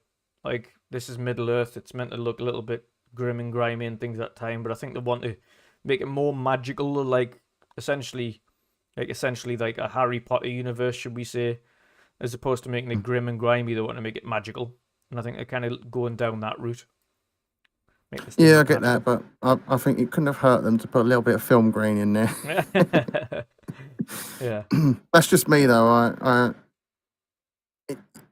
It comes across like when a film is very clean and clear like that, like it's a fan-made project. Although obviously it's not, because it's got a higher budget, and we all know that. But it comes across too clean, like a fan film, like that. A fan that's made a film that hasn't used any type of filters to like make the movie look a little bit more to the time it's sort of set, and the mystic sort of setting of it. Yeah, I know what you mean. That's just me being a bit like anal though about it, because if you had to pick anything, it was that. Yeah. But that's not a problem. Other than that, that's my only issue. Yeah. Everything else I enjoyed in the first episode. The acting was great. The story, the pacing was done really well. I can't fault it for any other reason. It's just it feels too clean. That's all I'll say. Yeah. I won't go into too much detail there.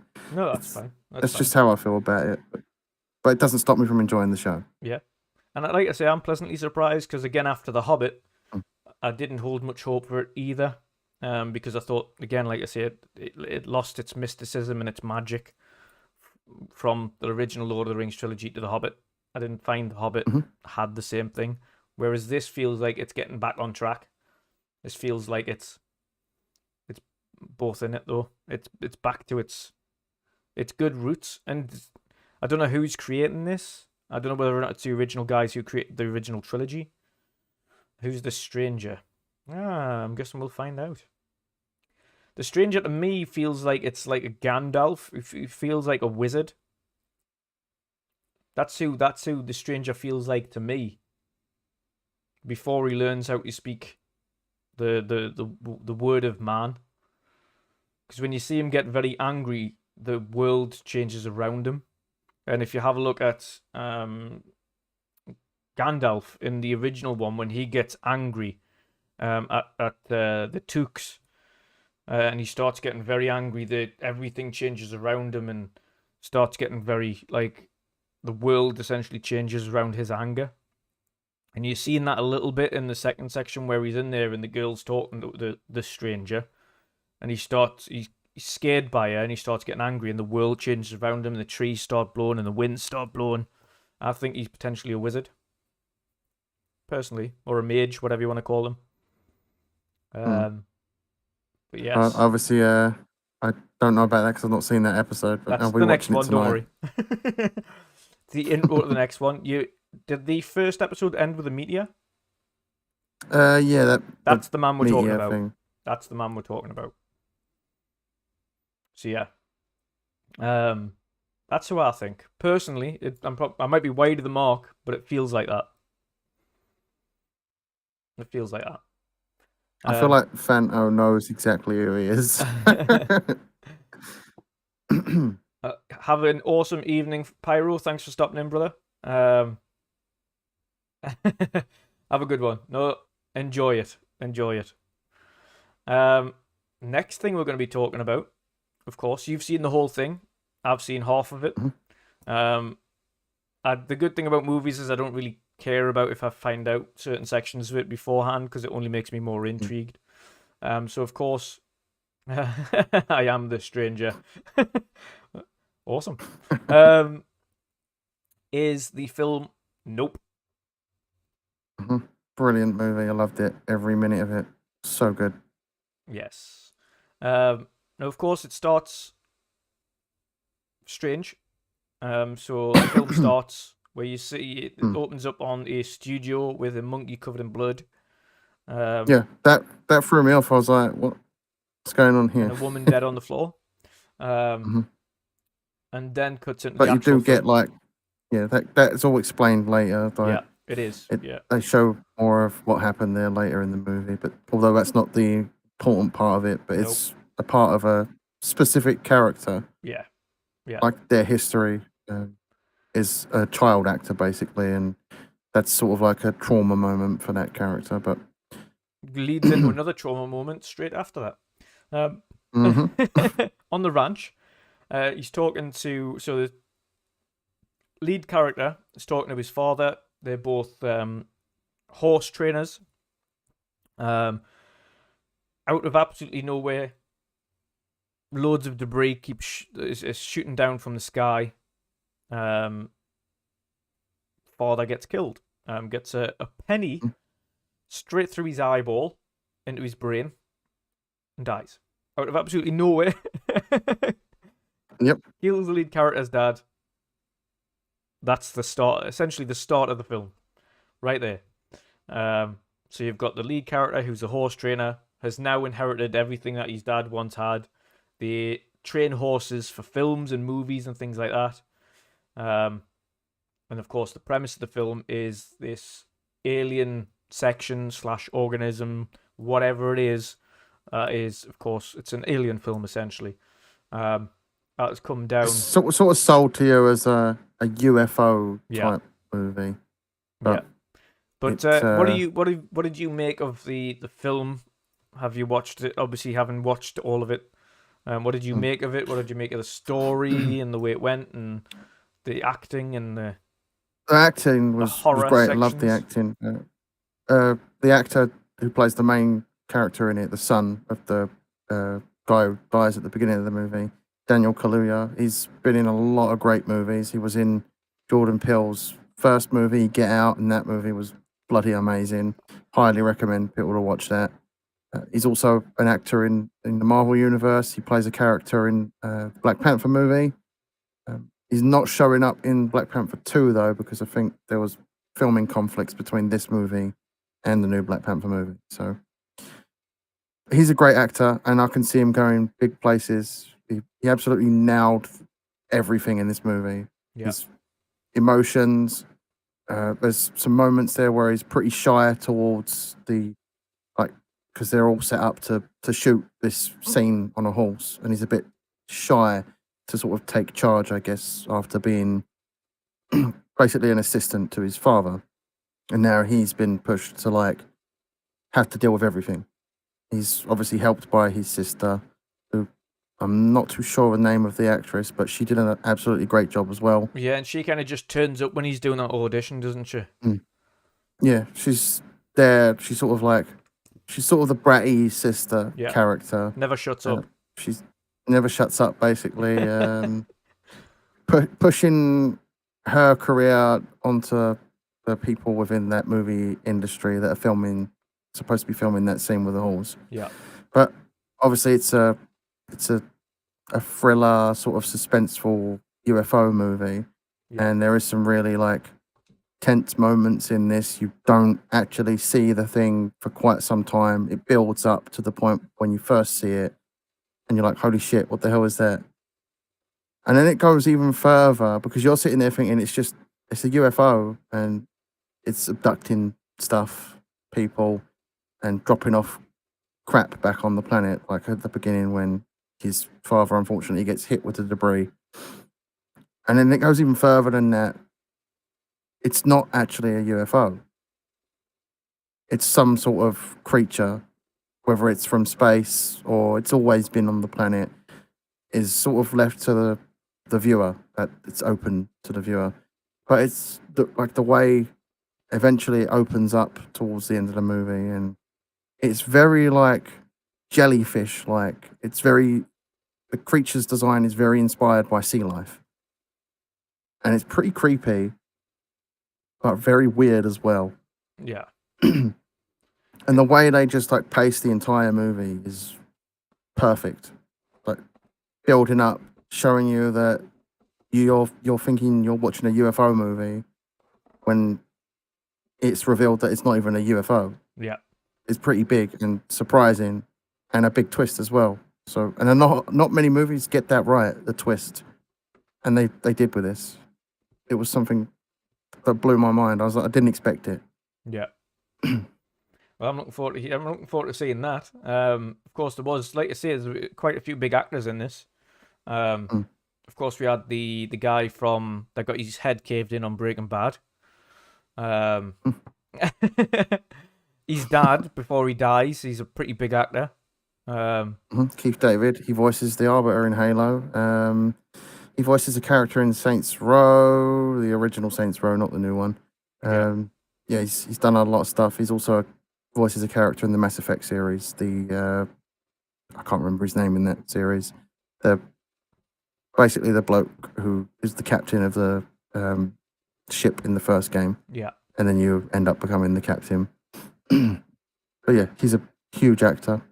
A lot of big actors in this. Yes. Very big actors. Even Stephen Yeun from The Walking Dead.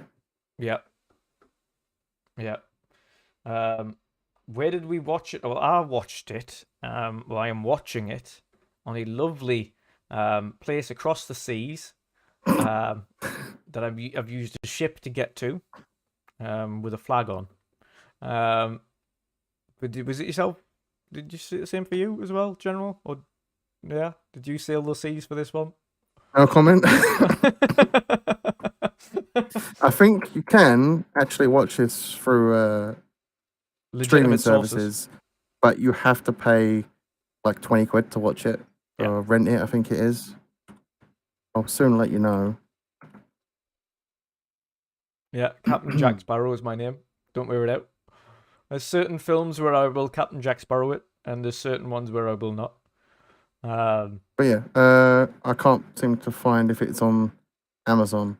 But yeah, you might have to sell the Seven I Seas. think it's on Sky and Virgin now on the rent. I think you can rent them both on Sky and Virgin now. It's about 20 quid to rent. Yeah. But yeah, it's a great movie. I would say it is actually worth that price point, and I'm probably going to buy it actually when it comes out on Blu-ray. I don't really buy too many Blu-rays these days. I was going to say there's very few things that I actually enjoy enough to go out and buy afterwards. I have done that. I have seen a film when you know where it is. That's going to be one of my all-time favorites. I'm buying it because I know I'm going to watch it countless times after that, and it'll eventually, as movies do, eventually just disappear from all streaming services, and you're like, I just want to watch it. That's me with Shaun of the Dead. So it'll pop up on streaming services, but when it goes, I know like I've got pops that up on on Halloween DVD. for like 2 weeks, Yeah, and then boop, gone.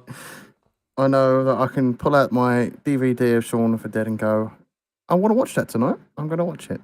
And I haven't got to worry about it being on a streaming service. Yeah. Yes, but indeed. yeah, you can sell the Seven Seas and check out Nope. And I think what we'll both be both having to watch, because I'm straight after we've finished here, I'm gonna have some food and then I'm gonna watch the rest of Nope. See what that ending's all about. I'm enjoying it so far, though. It is intriguing. I just want to see. Of course, I want to just know more. I want to see what's going on here. I want to see what happens. It's good. I really enjoyed the twist. I fully didn't expect. I just thought it was going to be a UFO movie. Yeah, but it's so much more.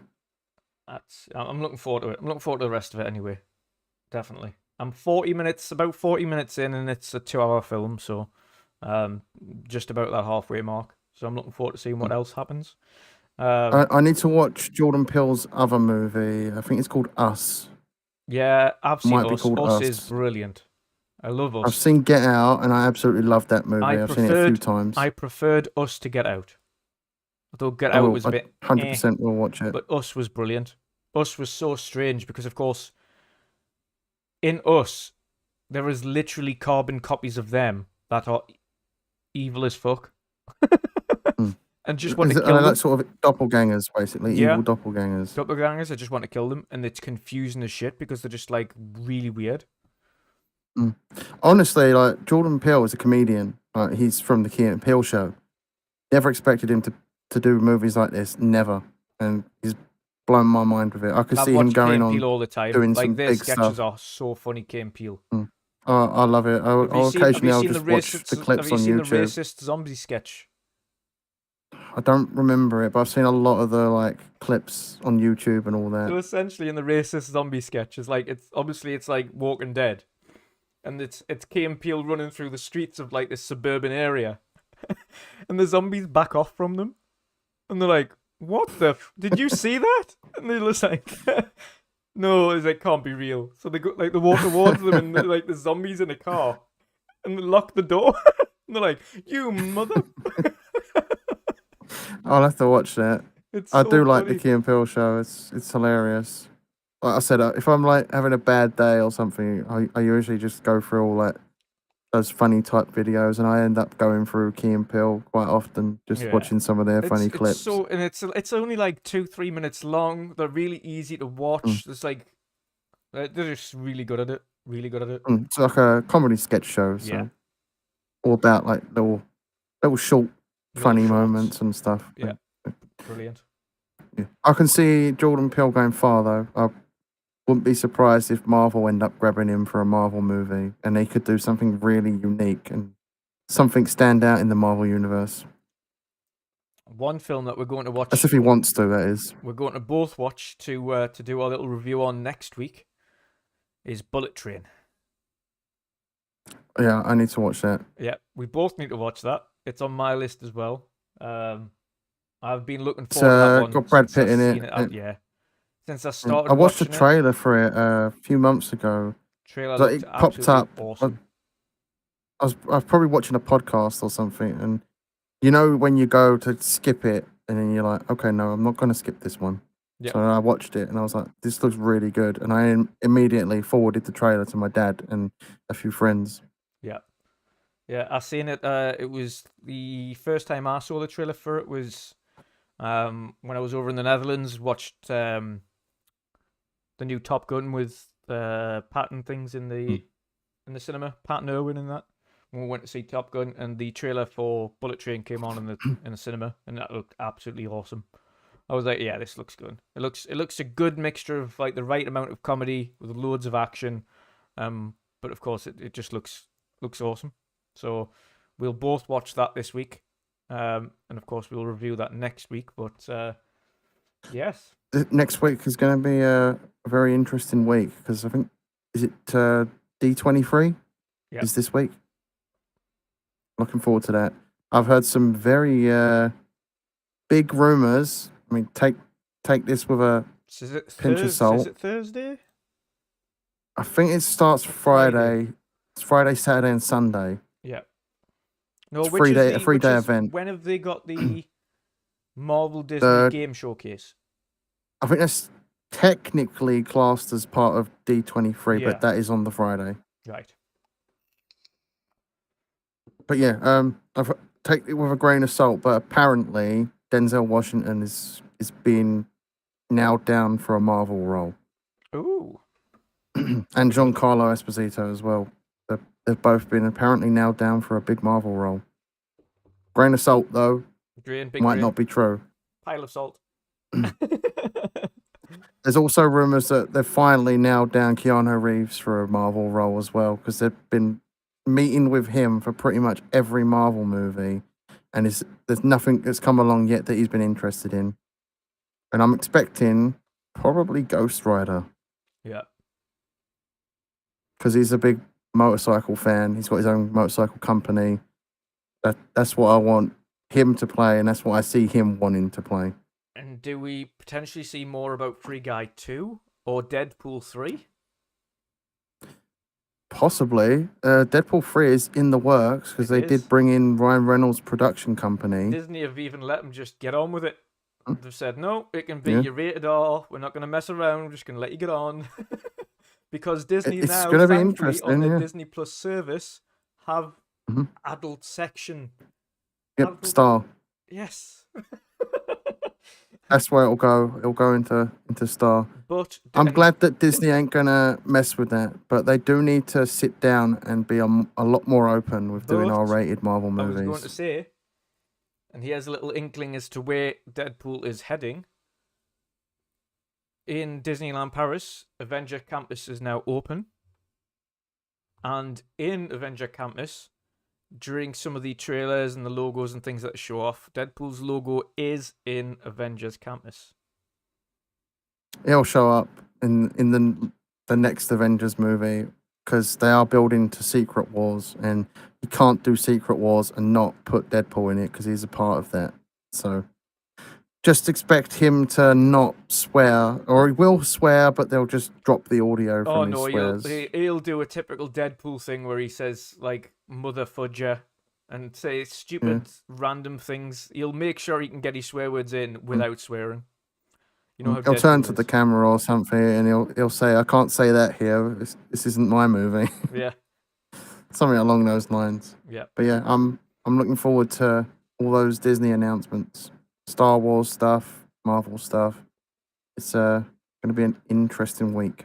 Tis indeed. Hopefully, some of those rumored things are real. I'd love to see Denzel Washington in the Marvel universe. Yeah. Some people saying he could play a good Magneto, and I could see that. Yep. Yep. We'll double check. I think the showcase is on. It's either Thursday or Friday for the game showcase for Disney. I can't remember which one it is, but whatever date it is, if it's Thursday or Friday, I think it's this week that Boxenberger is away on holiday. So I think this week, if that is the case, then we'll be doing a live reaction to the Disney showcase. However, and here's the caveat, I'll not be including the audio of the stream on the stream because it will get demonetized immediately. So you'll have the visuals, you'll have us talking, but there will be no audio from that stream. I might put the subtitles in it or something, depending on what it is. If it's just game visuals, then of course we can kind of tell you what that is. I'll have the audio myself so I can hear it, but I will not be streaming that audio. September 9th at 1 p.m. PT, which I'm not sure what that is here in the UK. 6 p.m. UK, I think that is. Actually, PT? Pacific time. Might be 6, 7 o'clock at night or something for us. Maybe even a little bit later. But yeah, we'll cover that. Even if it's only a couple of us, we'll just watch that with you guys and cover it and see what. Should be around 9 p.m. according to Google, but you know what Google's like sometimes. Not too early. Good stuff. So we'll do a little live stream reaction to that. Showcase the awesome games from Marvel and Disney that are currently being worked on. We know Amy Hennig's new game's getting worked on as well, and will be shown at the event. Of course, they've got loads of Star Wars games out there. So yeah, we'll do a live reaction stream for that.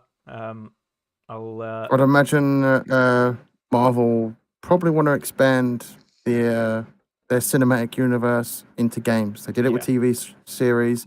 Now they're going to probably expand into games. So I'd imagine they've been licensing IP out quite a bit for the last few years. Significantly, yeah. So it's going to be interesting to see who's got what. 100%. But yes, we'll do that. But other than that, today has been absolutely awesome. It's been great being back in the studio with the awesome General C doing the weekend edition again. Jen, it's been a blast. Let the people know where they can find you and what you've got coming up this week. I will be back to streaming my shenanigans on Death Stranding tomorrow. Around about 8 p.m. my time. Maybe a bit earlier. Sometimes I'll start early if I can. But yeah, you can find me there _General_C on Twitch and on Twitter. Stream frequently on Twitch throughout the week. Probably won't Thursday if we're going to do the reaction stream to the Marvel Disney showcase. I will postpone that stream till Friday. I'll push it to Friday. So yeah, that's where you can find me. Awesome stuff. So Thursday is the 8th, Friday is the 9th. Mm-hmm. Is the showcase on the 8th or the 9th? Friday, did you say? Oh, I'll be able to do my stream Thursday then. So there we go. Yeah. So sorted then. So yeah, that means then of course you will catch us as usual on Tuesday for Sea of Thieves. On Wednesday for the weekend. Oh, sorry, for the weekend edition. No, that's wrong. On Wednesday for the regular midweek mix-up. Of course, Thursday instead of Boxing Burger this week because I think he is on holiday. You will catch the General C. And on Friday, you will catch us again doing a live reaction to the Disney Marvel Game Showcase, which is awesome to hear that they're getting into showcasing their games as a separate event entirely. Right along with D23, of course, across that weekend. 100%. They've got a massive amount of IP over there that they could be putting to use in the games industry, and it's good that they're actually doing that now. Yeah.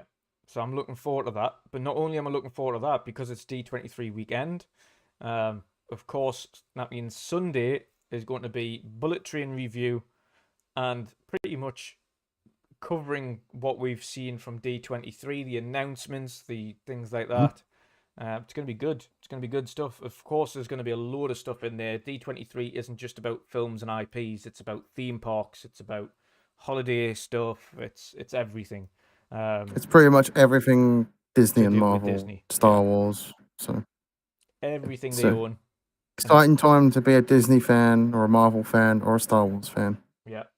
One personal thing I hope they bring back is the announcement of the meal plans for foreigners.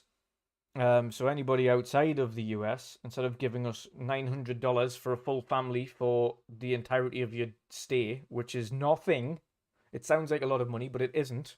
When you get a meal plan that's inclusive in your trip, that it equates to 2 to 3 meals each per day, that covers you for the entirety of your trip. Giving you $900 is not the same thing. A singular meal for an adult at Disney is about $30. So it is not the same when you try to divvy up 900 quid for 2 or 3 people for an entire week or 2 weeks. It doesn't last. It doesn't last you 2 seconds. So hopefully they bring that back. They only took it away because of COVID and they had reduced numbers. So it wasn't making them any money, of course, doing it that way. But they've got the numbers back, so bring it back. And then I might think about going again in the future. But until they do, it's a no-go because it's expensive as shit. I'm already spending $3,500 on a holiday. I cannot spend more than that. Yep. But I'd love to go to like Star Wars part of that. What do they call it? the What's the Star actual Wars name land for is it? insane.